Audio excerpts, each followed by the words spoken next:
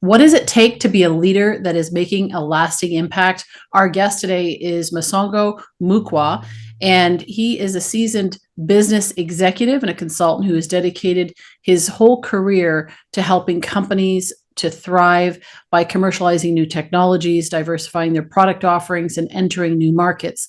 And if you're an entrepreneur out there and you're thinking, what does this have to do with me? Maybe somebody who's aspiring to be a leader. Today, we're also actually going to talk about his book, which is called Be a Leader of Significance. And so no matter where you're leading, this is going to be relevant to you. And we're going to talk about how to build a legacy and leave an impact. And what are the key skills and the heart posture required to do that? And so just really excited to have him here today and have a great conversation with him, learn from him and from his many years of experience. So welcome, Mosongo. We're glad to have you here today. Thank you, Nicole. Thank you for having me on your show. It is a pleasure. And before we go any further, I do want to do a shout out to Kelly Teamer and the team at Teams PR for introducing us. I always like to thank those that support this show. And that's of course our listeners and our viewers, but it's also the podcast booking agents that send us amazing guests. And certainly Kelly and her team has done that as well. So thank you to them. And let's start off with we're going to talk about leadership. We really need to define what leadership means. And so I'd love to hear what your thoughts are on that, Mosongo. Yeah, that's actually a great question, Nicole. Actually, leadership is really a set of behaviors and action. It comes from the value that guides us, our decisions and behavior. It comes from the vision we have for ourselves and others. And it shows in the trust and connection we build. Now, we're talking about leadership. Leadership is already maybe on the kind of spectrum. So you have on one hand this traditional leadership, which is managing projects. And probably the extreme case of that is really the transactional type of leadership. I remember at some point in my career, I was reporting to one chief operating officer. And then when I went to his office, I asked him, what are your expectations? Very simple questions and whatnot. He told me, my expectation is very clear. You scratch my back, I scratch yours. So you cannot find a transaction, more transaction like that one. But really, leadership of significance is really one where you impact people's heart and mind. So it's about building a relationship and then expanding the quality of those relationships. That's really what it is. It's one that makes a lasting difference. It opens doors that lead to amazing results, frankly. Yeah. And the heart of it is human connection, which is really that determines how significant your leadership is, because then you are able to unleash that creativity and energy. Well, and that's why I loved your book, because you really dive into the human aspect of it and the human connection, the heart posture, as I was calling it, because I think more and more we're talking about that emotional side of leadership.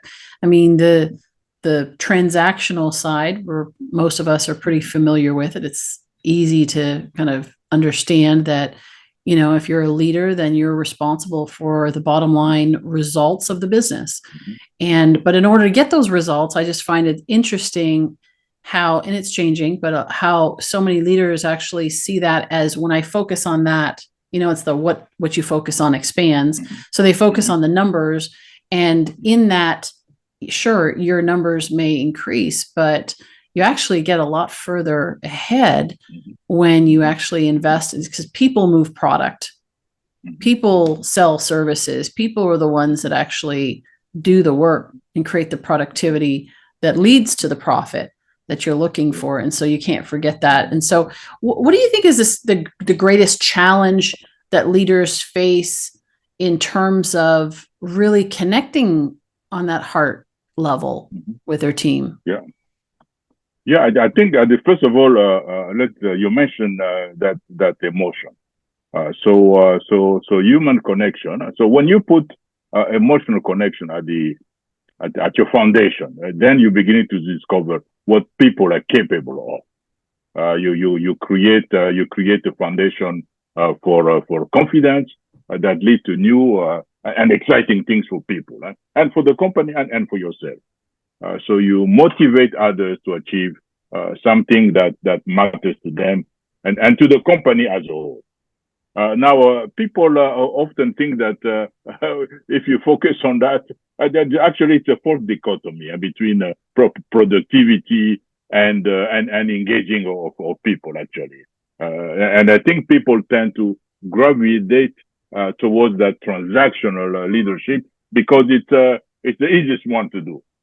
You pressure people, you put some pressure on them, and they deliver results. But you don't really build anything sustainable, and you don't get the most out of the individual. So what I've learned over the years is that in order to make extraordinary things to happen, a leader must associate the leadership with the types of behavior and action that others see and recognize as possessing significant purpose and meaning. That's what I found. But your question was definitely a good one. And I think people tend to think that if you do one, you're not going to get the other. In fact, studies have shown that actually when you do one, it allows you to even have a better productivity, and the results of the company actually are there to show. So that's what it is. Yeah. And just to continue on that Nicole, is that there have been a number of surveys actually which have shown that today actually there are the engagement in many of the American companies, I should say even North American companies, are very low. In fact, recently I was reading that the U.S. engagement has hit 11-year low. So we have today almost 5 million fewer U.S. employees are engaged in this first quarter of 2024. So there is this downward trend where employee engagement in the U.S. has dropped to the lowest level in more than a decade.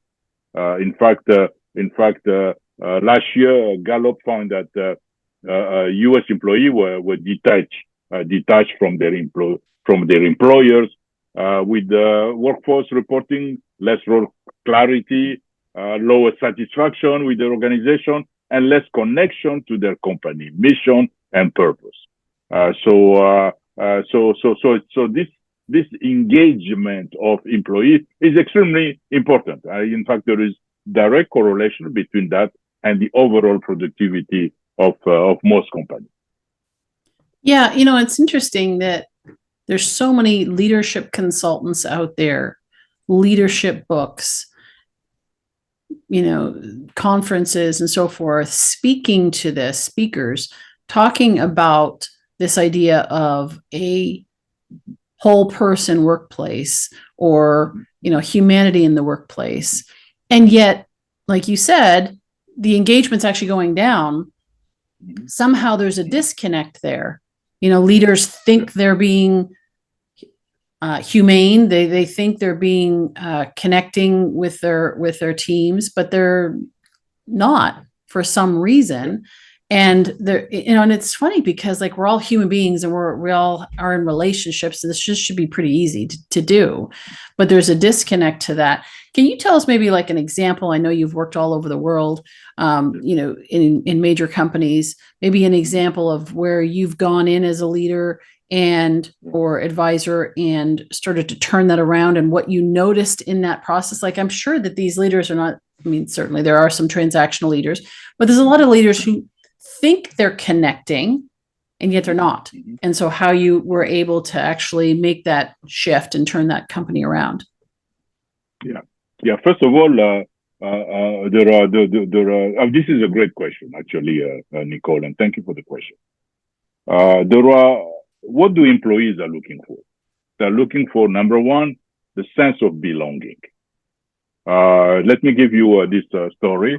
I was working for this chemical company, and by the coffee machine, I asked one of the scientists. I asked him. I said, what is it about this place that you like and that makes you come here every day? And frankly, was expecting will tell me, oh, we are working on great chemistry, we are developing great product. No, what he told me, he said that what I love in this place is that during lunchtime I can play ping pong. I can play ping pong with one of my colleagues. I can play ping pong with John and so on, and we can get that communication going. So what that tells me is that we want to. There is a need for that affiliation. So we want to belong to groups that reflect who we are at the core, huh? That invite our participation, and that gives us room to be ourselves. So that's certainly one element. The other one is psychological safety, and psychological safety plays a very powerful role, huh? In the science of failing well. Huh? So it allows people to ask for help when they're in over their heads or whether they just need some kind of support. Years ago, there was one marketing person who got transferred in my department, and as we began to talk, getting to know her a bit more, she told me that when she was in a marketing department, her boss or a supervisor, in the beginning, he was extremely enthusiastic about her work, praising her and so on. But as time went on, then she began to hear rumor that work was not satisfactory, and so on and so on. So I did ask her, I say, why did you not go and confront your boss in terms of, hey, why am I not invited in meetings anymore? She told me simply that I did not even feel safe to raise that question. And she added and say, I felt being invisible. So that psychological safety there is extremely important. That allow for that space for people to express themselves. And then also the third one I would suggest here is that people want to feel valued, and then that sense of value is extremely important. And they may not be a big thing actually. Yeah? They may just be just a sense of feeling that I matter. So there was this manager many years ago. As I was walking in the corridor, I saw him. I said, "Hey, John, I've not spoken to you for a long time, but be assured I did not forget you." And later on, he recalled to me that comment really was energizing in a way, because he felt somehow that he felt valued. I mean, it's certainly a fact of life that and leadership for that matter. When people are noticed, when they know that someone cares, when they are noticed, they know that someone cares. So, and when they know that someone cares, they feel value. And when they feel value, they will believe that they are indeed part of something bigger than themselves. So this is our human nature, for that matter. Huh? So we all want to be loved. Huh? We all want to belong. So we all want to be in that kind of space. So those are the three key elements there that I would offer here. So this book that you wrote, there's a lot of leadership books, as I was alluding to. What inspired you to write this book at this time? Well, I mean, the book is really the result of a reflection.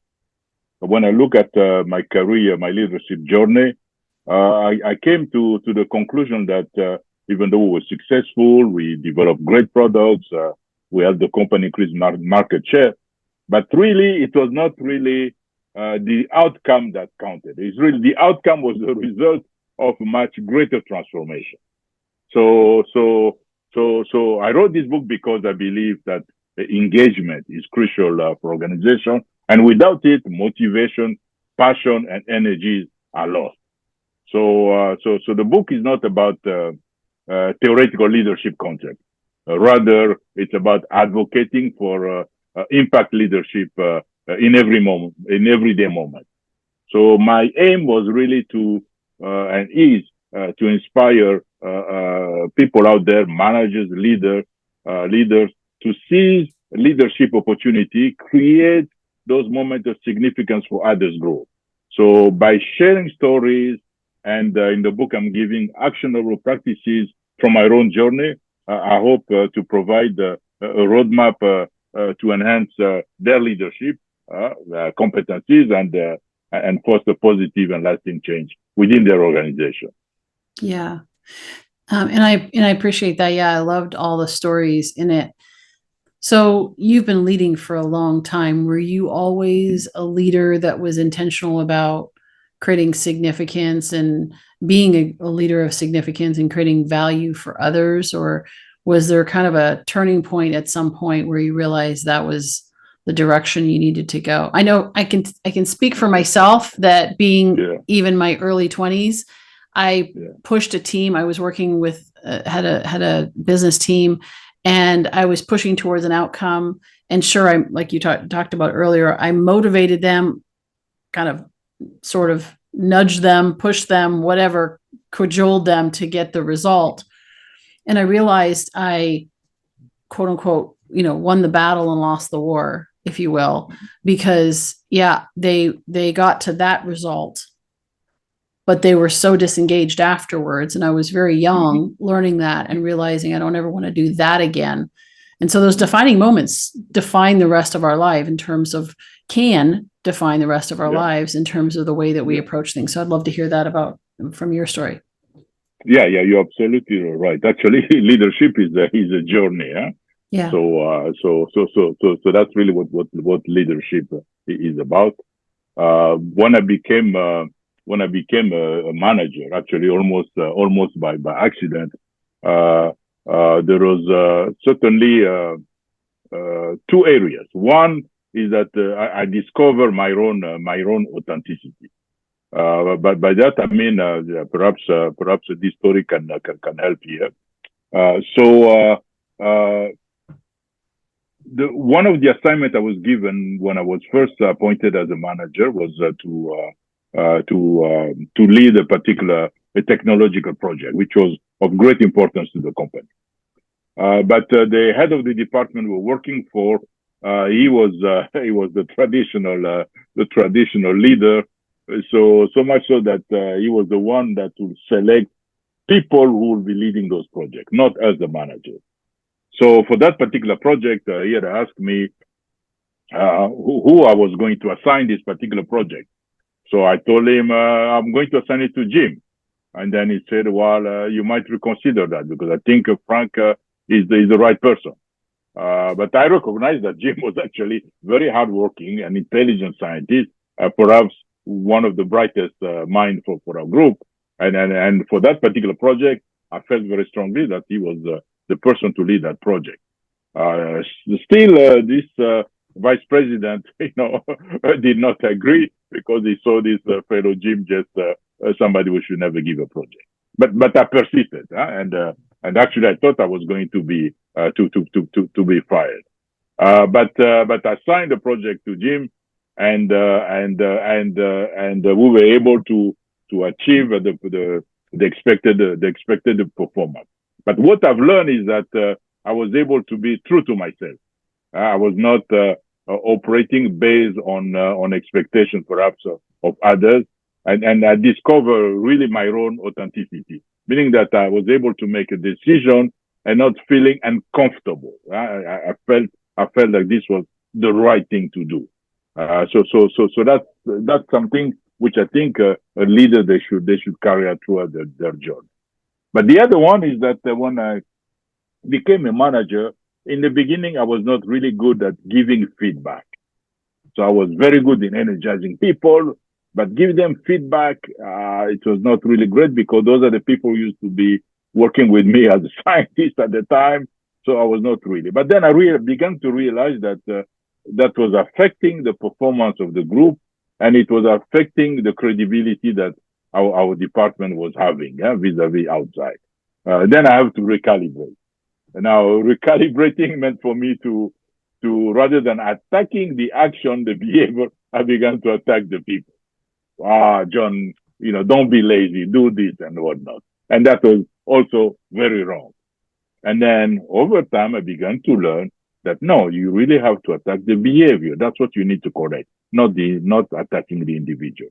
So those are some of the things that over time you learn, you adjust, you fine tune, and then you continue to learn, you experiment, and so on. Because leadership, in a way, is a bit of experimentation. Right? So that's what I've learned over the over the years, Nicole. Well, when you talk I about hope I was able to answer your question there, Nicole. yes, absolutely. Well, and when you talk about authenticity and trusting your own instincts, it reminds me of the story that you were just sharing with that lady. Is that if there's not the safety to do that, then people just go along with the flow, and then you end up getting the same thing over and over again, or micromanaging. And I've heard a lot of leaders, they get frustrated. They're like, why are my people not doing more and taking more initiative? And if your people are not taking initiative, it might be because they're not confident enough and or competent and experienced enough. Or it could be because you're not actually letting them do it. And or when they try to do it, you shut them down, and then they say, okay, well, then I'm not going to do that anymore. And so that psychological safety sounds like a thread through your life in terms of what you experienced, and then how you recognized, even through the feedback. Actually, there was one of our guests, Dr. Joe Hirsch, he talked about the feedback fix. Like, how do you actually give effective feedback? I think that's a really valuable skill for a leader to give feedback, and also be willing to receive it too, on how your leadership is actually affecting the performance of people on the team. So it's not just a one-way story. I think about sports teams, right? Like, if the team is not performing, they don't fire the players, they fire the coach. So sometimes it requires looking in the mirror and saying, hey, maybe it's not your people that are lazy. Maybe it's not your people that are not competent. Maybe it's that they don't feel comfortable being able to step up and step out because they're not given the opportunity to do that. And or maybe they don't have the experience because you haven't given them the opportunity to try something and fail. Yeah, you're absolutely. And the overall context there should be one of the engagement, because that's how you build trust. Huh? So it comes from leader making efforts to understand people at somewhat of a deeper level. Huh? There are so many junctures where we meet people. We meet them at the coffee machine. We meet them in meeting. We meet them when we're having one-on-one session, and so on.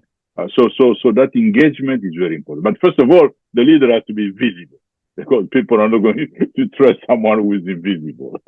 So having your door closed, throughout the day, the signal you're giving that you don't want to be approached. Right? So that's really extremely important. So leader really want to has to try to know to know more about their colleagues. And then things that they enjoy, their challenges, and so on. That one is extremely important. And then when talking with them, one has to try really to be present as we are talking with people. You have to listen. You have to have that conversation. I had a vice president of HR many years ago told me that when you're having a conversation with someone, the person has to leave that conversation energized. So which means that when you're having that conversation, you have to show a variety of emotion. Huh? You have to be curious. You're telling them, by being curious, you're telling them that actually I don't know much. I'm here to learn. You have to show when it's appropriate empathy, and so on. So these types of conversation help build that connection and establish some space where trust then can be created, can be built. So that's what I've learned over time, Nicole.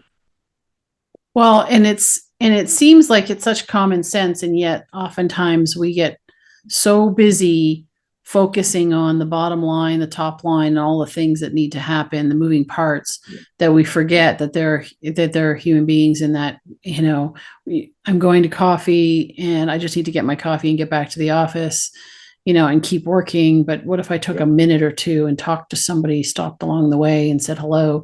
It doesn't take very long, and it seems like a waste of time, but actually, like to your point, those are the things that people remember. And sometimes those are the things that hold people there just one more day when they're having a bad day or whatever. So, absolutely. I'm sorry to interrupt you there, Nicole, before I forget here, because you did something, you said something very important. Those are the things that people remember. Because over the years, when I meet, people who work with me, manager or people who are non-manager and so on, when we talk, we never talk about how much market share we have the company achieve, whether the share price has increased as a result of our effort. But we always, at least they always bring up circumstances or project, how some of the projects were carried out, what they felt at that time, what kind of help that someone came to their rescue. Those are the types of things that people remember. Yeah. And what as I was writing the book and reflecting, I've realized that there are a number of senior leaders there. When they leave the company, nobody really seems to remember them. All people remember, he was the vice president of operations, but really don't remember anything there that they have done who could have touched the people. So in other words, they were not really trying to touch the heart and mind of those people around them. They were just there pressuring people. We need to get those KPI, productivity needs to increase, and so on and so on. So I just thought I will catch what you said there, Nicole. Well, yeah, and I think that's where none of us, even if we remember somebody, any kind of memorial celebration of life, they don't talk about stats, they grew this company that big, or they did this, or they accomplished that. It's always about the experience. It's how they made them feel. And to your point, there's a lot of senior leaders that don't even get that experience with people because they're behind closed doors. They don't have the time, and they don't take the time to do it. And, we've all been there, busy, being focused. I'm naturally an introvert, and so I'm not one to go out there and be chatty and so forth. But I learned when I got into business, when I was in my teens, I realized very quickly that, and if I was going to make this work, I needed to talk to some people. I just couldn't get focused on the project itself. There was people that all success comes through people, and so I needed to build those relationships. So as we wind down here, I do want to leave our listeners with some. We talked about some of them here, right? In terms of psychological safety, belongingness, right? Engagement, for people to feel engaged and valued. What are some steps? Like if a leader is listening and they're saying, okay, so how do I actually fit this into my day? I can do it going to the coffee, machine, but I don't drink coffee, so I don't usually go there. So how else can I do it? Or I'm traveling and I'm not there physically. How can this sense of psychological safety, belongingness, value, practically speaking, be baked into the culture of an organization with practical steps? Yeah, this is a great question. Actually, there are many junctures where we meet people. It may not be coffee. Obviously, we see them there. I mean, if you see somebody in the morning, you say, "How is it going?" And then you are walking while you are walking. Yeah, most people don't even wait for the answer. Yeah, you're walking away from the answer.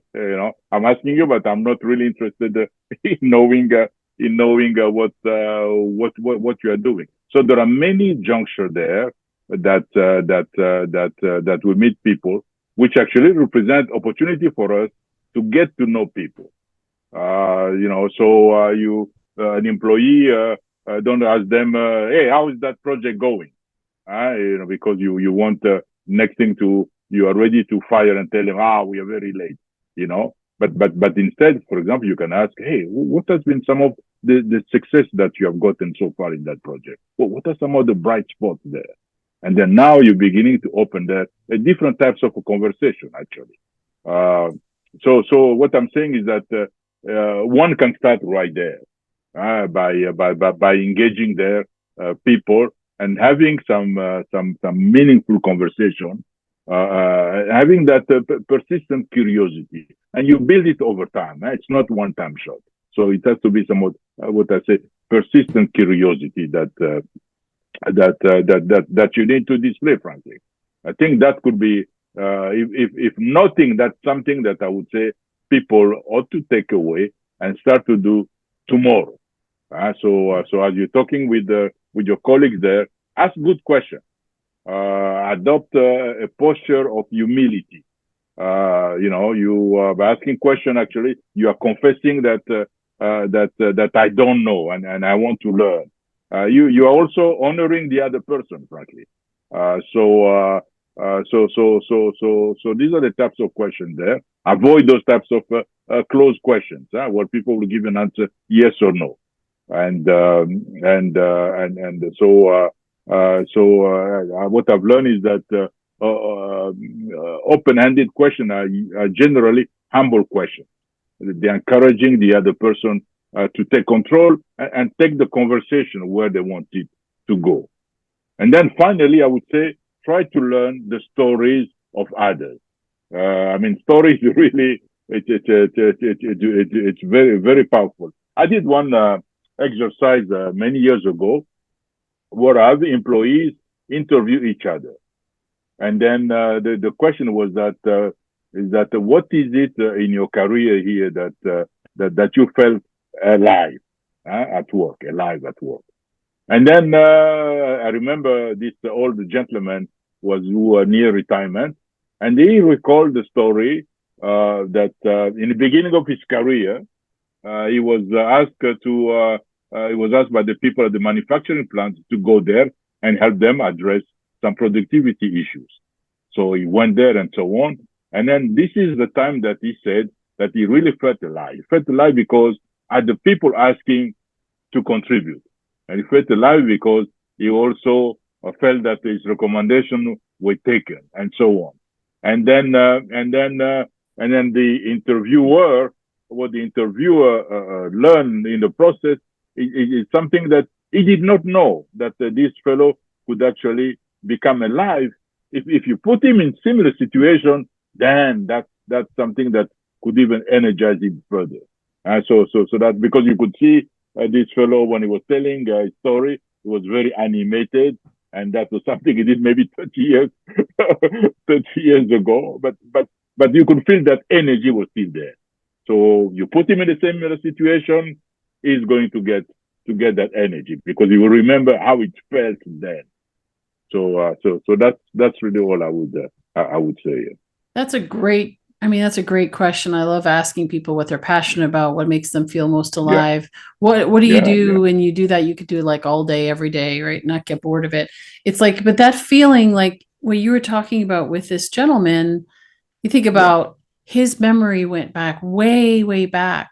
Yeah. And it's still there. That's one thing. Number two is, I wonder how many opportunities he had in that next 30 years, because if his first memory went back to the earliest, that there may not have been that many opportunities. And so had they asked these questions, interviewed each other, that exercise that you talked about more frequently, then again, more frequent feedback, they can course correct and they can make sure that people are in those positions where they can feel the most alive.